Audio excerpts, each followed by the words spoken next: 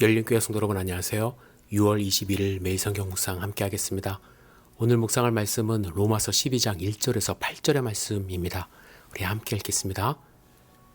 그러므로 형제들아 내가 하나님의 모든 자비하심으로 너희를 권하노니 너희 몸을 하나님이 기뻐하시는 거룩한 산 제물로 드리라. 이는 너희가 드릴 영적 예배니라. 너희는 이 세대를 본받지 말고 오직 마음을 새롭게 함으로 변화를 받아 하나님의 선하시고 기뻐하시고 온전하신 뜻이 무엇인지 분별하도록 하라.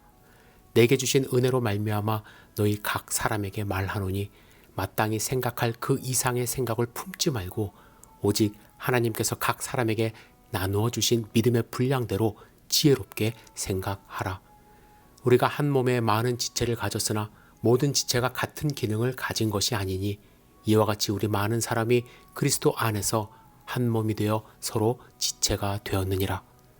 우리에게 주신 은혜대로 받은 은사가 각각 다르니 혹 예언이면 믿음의 분수대로, 혹 섬기는 일이면 섬기는 일로, 혹 가르치는 자면 가르치는 일로, 혹 위로하는 자면 위로하는 일로, 구제하는 자는 성실함으로, 다스리는 자는 부지런함으로, 긍휼을 베푸는 자는 즐거움으로 할 것이니라. 아멘. 로마서 12장은 그러므로라는 단어를 사용하며 시작합니다. 이 단어는 지금까지 바울이 했던 말들과 이제 할 말들 사이를 연결해 주는데 언뜻 보기에는 로마서 12장 1절과 11장 끝부분의 장엄한 속령 사이를 연결시키려 했던 것으로 보입니다. 바울은 9장부터 11장까지 하나님의 계획이 어떤 것인지 그 안에서 유대인의 위치가 어떤 것인지 거기에 대해서 설명을 계속했습니다. 그래서 이제 두 손 들고 이렇게 외치지 않습니까? 나로서는 이해할 수 없습니다. 하나님의 길은 내가 이해하기에는 너무도 높고 높습니다. 하나님의 섭리에 대해서 이야기를 합니다. 하나님의 섭리가 신비롭다고 하지 않았습니까? 이사야 40장 13절과 욥기 41장 11절을 인용하며 11장을 마무리했고 이제 새로운 주제로 넘어가는 것처럼 보입니다. 하지만 여러분, 로마서 전체적으로 볼 때 깨닫게 되는 것이 있어요. 이것은 단순히 11장 끝부분과 연결시키는 것이 아니라 이 단어는 바울이 하나님의 사랑에 대해서 이야기하고 있는 1장부터 11장과 이제 앞으로 그 사랑을 깨닫는 사람들이 교회 공동체에서 어떻게 그 사랑을 실천해야 하는지 이야기하는 12장부터 16장 이 전체를 서로 연결하는 경첩 역할을 하고 있다는 것을 알게 됩니다. 바울이 11장과 또 이제 12장부터 16장 사이를 연결하면서 가장 중요한 삶의 자세를 명령하기 시작합니다. 그 중에서 첫 번째가 뭐냐면 하나님과의 관계예요. 1절을 다시 읽겠습니다. 그러므로 형제들아 내가 하나님의 모든 자비하심으로 너희를 권하노니 너희 몸을 하나님이 기뻐하시는 거룩한 산 제물로 드리라. 이는 너희가 드릴 영적 예배니라. 어떻게 하나님을 예배할 것인지 지금 얘기하고 있어요. 바울이 로마서에서 가장 많이 강조하는 것 중에 하나가 믿음으로 우리는 하나님과 관계가 회복되었다라는 것입니다. 여러분, 우리가 믿음으로 하나님과 관계가 회복된 그 이유는 무엇입니까? 원인은 무엇이죠? 오직 예수님의 하나님의 십자가 사랑 때문 아닙니까? 에베소서에서 바울은 이렇게 이야기합니다. 그때의 너희는 그리스도 밖에 있었고 이스라엘 나라 밖의 사람이라. 약속의 언약들에 대하여는 외인이요 세상에서 소망이 없고 하나님도 없는 자이더니 이제는 전에 멀리 있던 너희가 그리스도 예수 안에서 그리스도의 피로 가까워졌느니라. 하나님과 가까워졌대요. 전에는 하나님과 관계를 가질 수 없었지만 친밀한 관계를 유지하며 살 수 있게 되었습니다. 그런데 이 관계는 한번 맺었다고 해서 돈독해지는 것이 아닙니다. 그래서 바울은 그러므로라는 말을 시작하며 우리가 가장 먼저 해야 할 일, 우리의 몸을 하나님이 기뻐하시는 거룩한 산제물로 드리라고 명령하고 있습니다. 저는 오늘 여러 가지 묵상할 말씀이 있지만 가장 먼저 중요하게 거룩한 산제물이 어떤 의미가 있는지 생각해 봤으면 좋겠습니다. 여러분 한번 상상해 보세요. 내 몸을 거룩한 산제물로 드린다. 어떤 이미지가 떠오르시나요? 먼저 살아있는 제물 한번 상상해 보시기 바랍니다. 원래 제물은요, 살아있으면 안 돼요. 구약의 제사에서는 절대로 살아있는 제물을 하나님께 드리지 않았습니다.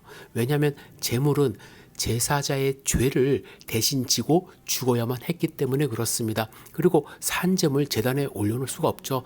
뛰어내려옵니다. 그리고 올라가지도 않으려 하겠죠. 그런데 왜 바울은 산 제물로 드리라고 했을까? 무엇보다도 여러분, 예수님이 나를 위하여 대신 죽었기 때문에 우리는 살아 있어야만 합니다. 여기에는 또 다른 의미가 있는데요. 하나님과의 관계는 수동적으로 따라가는 관계가 아니라, 어쩔 수 없이 하는 관계가 아니라 능동적인 살아있는 자세가 되어야 하기 때문에 산 제물이 되라고 이야기를 합니다. 죽은 제물은 자신의 뜻이 없어요. 스스로 할 수 있는 것이 아무것도 없습니다. 반면에 살아있는 제물은 자기가 스스로 나아가지 않으면 절대로 제물이 될 수 없습니다.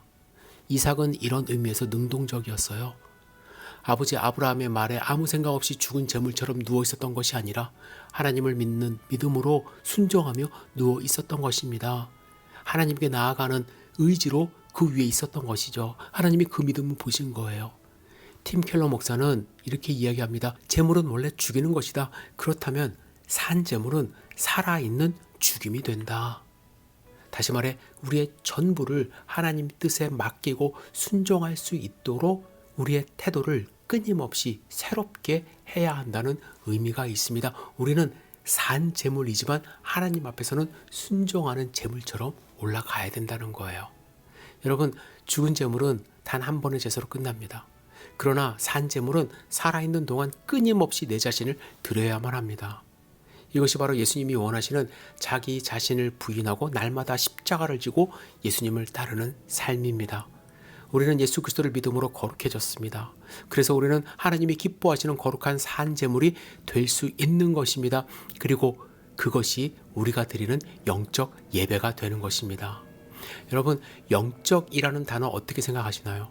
보통 영적이라는 것을 이제 스피릿으로 생각을 합니다. 그래서 영적이다, 그냥 웅장한 느낌, 그죠? 그런 느낌의 예배가 예배라고 생각합니다. 저도 그랬어요. 그런데 이 단어는요, 헬라어로 로지코스라는 단어예요. 로직이라는 단어는 어떤 의미가 있죠? 앞뒤가 맞는 합당한이라는 의미가 있습니다. 우리가 합당하게 드려야 되는 예배는 거룩한 하나님의 자녀들이 살아있는 제물로 하나님께 나오는 것이 바로 영적인 합당한 예배라는 것입니다. 여러분, 오늘 살아있는 제물이 되시길 바랍니다. 내 생각, 감정, 재능, 시간 모든 것 주님께 드리고 주님과 교제하고 주님과 동행하는 하루가 되어야만 합니다. 그러면 살아있는 거룩한 산 제물이 될 수 있는 것입니다. 그런 관계가 없으면 구원의 기쁨 잃어버립니다. 성령 충만함도 며칠 가지 못합니다. 여러분, 살아있는 영적인 예배, 생각하는 예배, 드리는 예배, 우리의 오늘 하루가 되어야만 합니다. 오늘 하루 어떠한 삶을 사시겠습니까? 기도하겠습니다. 전능하신 주님, 오늘 하루의 삶을 온전하게 주님께 의지합니다. 우리의 삶을 지켜주시옵소서. 거룩한 산 제물이 될 수 있도록 인도하여 주시옵소서. 주님, 죽은 제물처럼 아무 생각 없이 누워있지 않도록 도와주시고 살아있는 하나님의 거룩한 제물로 주님을 더 섬기며 예배하는 하루가 될 수 있도록 인도하여 주시옵소서. 그것이 마땅한 예배임을 알도록 도와주시옵소서. 예수님의 이름으로 기도드렸사옵나이다.